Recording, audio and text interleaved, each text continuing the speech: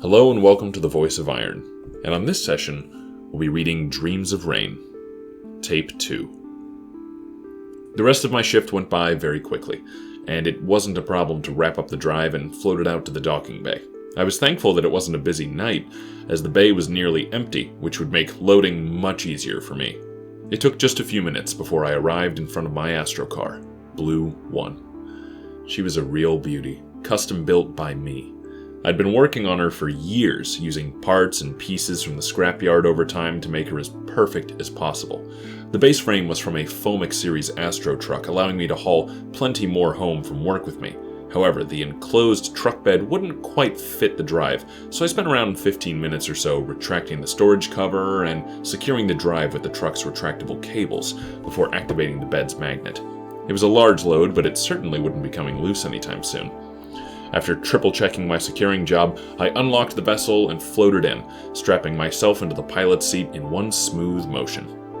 I closed the door, hearing the familiar hiss of the seals interlocking, looking out of the windows on either side of my cabin before beginning the pre-flight procedure. Engine on, main power on, oxygen on, all systems green, I muttered, flipping each switch or turning each knob accordingly. The sound of Blue 1 starting up was soothing as ever, hearing the familiar hum of the engine activating and the thrusters warming up. I felt the air in the cabin cool off as fresh oxygen cycled through the vents, and the blue glow of the displays across the dash sprung to life, casting their light throughout the compartment. I checked the center console to ensure that Blue 1's navigation tape was still in and spinning. I was nearly ready to radio in before I realized something was missing. Oh, come on, I can't have lost it. Where is it? I asked aloud, searching the dash storage compartment. Nothing there. Wait. After a moment of clarity, I reached into my pocket and pulled out a small, rectangular plastic tape, with a sigh of relief. I placed the tape in the main console and pressed play, as the sound of smooth synthesizers filled the cabin. Now I was ready to leave. I turned down the music for just long enough to radio in. Attention, level 40 docks, this is Blue 1 requesting to be unclamped. After a brief moment, the controller's response crackled through the speakers. Roger, Blue 1. Clamps disengaged. Have a good night. I felt the ship shudder as she was freed, and with a push on the throttle and a crank of the music, I flew out of the bay's EMAG shield and out into the starry space beyond. I accelerated as I flew away from the pyramid, most of it towering well above level 40, a looming shadow in the rear camera as I approached the upcoming entrance to the star lane. I saw the two half-octagons that made up the boundaries of it hovering there in space, marking the entrance to the main highway towards the colony proper. A star lane really is something else. A bit restrictive for my taste, but nonetheless it must be pretty impressive for someone who's never been to a colony before.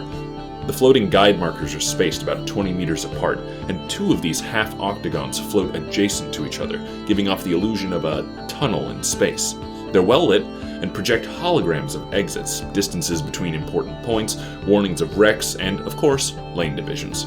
The general idea is that there are two halves to a star lane, and you always stay on your right side, which is divided by buoys in some parts of the star lane and in others just by a few holographic lines.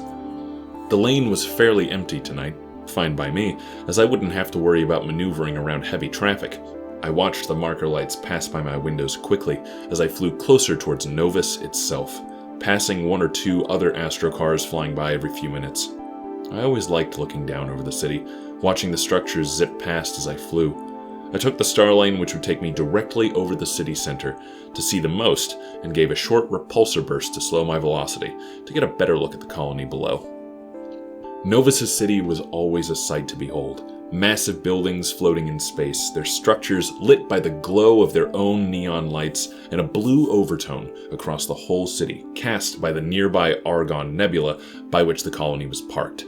Most of these buildings were once colony ships, massive, mostly rectangular vessels designed specifically to bridge out to a colonization spot and park itself there, hooking into the infrastructural grid and becoming a hotel or office building, perhaps an apartment. I flew over one such building, the faint blinking of its upper lights warding stray astrocars away from the many communication arrays placed all over its top. It was one of many taller buildings, easily over 2,000 feet in height, with many similar structures around it. I flew over the industrial district, seeing countless tubes and pipes, mechanical struts and masses of cables, all of them larger than a housing container in width. These seemingly haphazard, almost mechanically grotesque leads and pipes were lit by many blinking red safety lights, each curve or angle accented by more lights of passing workships.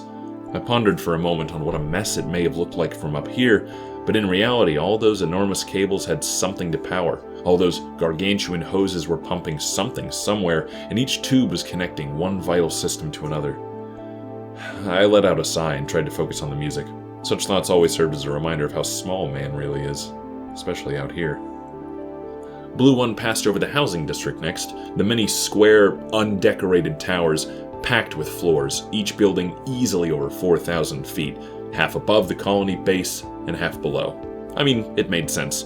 After all, 12.5 million people have to live somewhere, right? We can't all live in the pyramid or have our own housing ship. The outer city always had a fairly clean look to it. The tops of towers, the upper homes and penthouses, the garages and the like.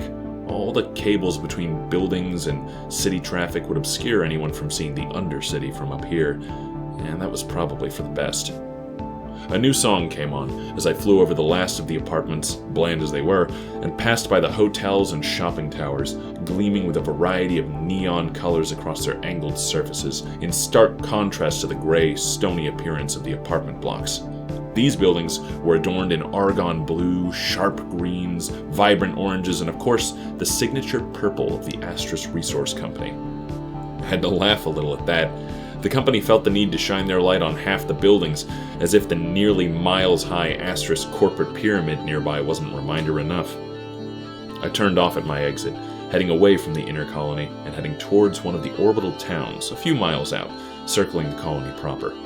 Flying on this smaller star lane proved calmer, and as the city lights became fainter in the rear view, I saw my local station on the edge of the orbital town come into view.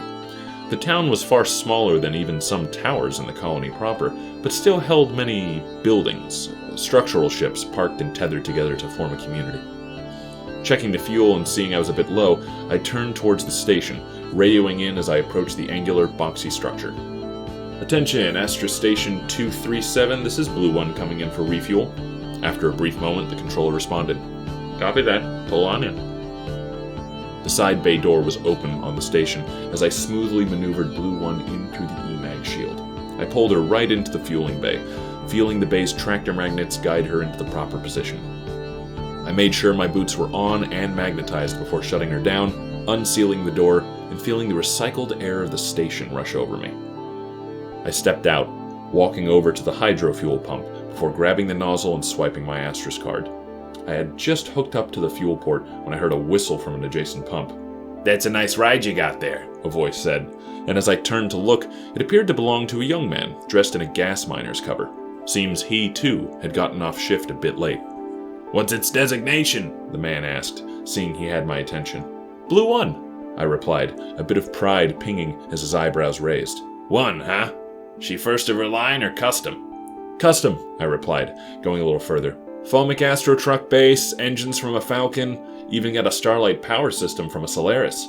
Various other odds and ends here and there, but she's a completely custom job." Well, something to behold right there. I'm still happy with Phoenix 134 here, though," the man replied, running his hand across the sleek exterior of his vehicle. After a loud beep, he looked over and removed his fuel pump, waving as he started his Astrocar up. "See you around," he offered, before flying out quickly. My refueling was done not long after, the hydrofuel pump beeping when finished, ensuring the fuel port was closed tightly, before hopping back in and performing my pre-flight routine once more. Wasn't long before I was on the radio again, reporting that I wished to exit. "Copy, but Blue One, main entrance is near the station's front. You're headed rear," the controller said, confused. "You must be new to night shift. Request opening rear entrance. I'll take my chances on the slipstream." The voice came through for a moment, hesitantly, before reciting the Astris, "We are not liable for injury" line that was probably taped to the controller desk. So, after acknowledging him, he let me out back, and I began to fly towards my housing station via the slipstream. The slipstream is something else that non-colonists might not recognize. See, when there are a lot of large objects near each other in space, they can interfere with gravity a bit. Now, Star lanes are built and adjusted to avoid any gravity pockets that might screw up astrocar navigation. But if you're brave enough, or crazy enough, you can ride these gravitational slipstreams and save both fuel and time. I had to get a little excitement where I could out here, so I gladly plunged into the slipstream, as I had so many times before. I used short bursts from my maneuvering thrusters to guide an ease blue run through the turbulent space, passing under and around housing ships, parked wrecks, and the occasional asteroid. I bobbed and weaved through obstacles, navigating quickly before finding myself closing in on my destination. Attention, Sunset Station, this is Blue 1 approaching outer airlock, headed back in, requesting to be opened. I called through the radio, slowing my velocity as I approached the massive metal doors. Light poured through the entrance as it began to slowly open, and the controller responded, "Request accepted, Blue 1. Welcome home." That concludes today's reading, and thank you for listening to my voice.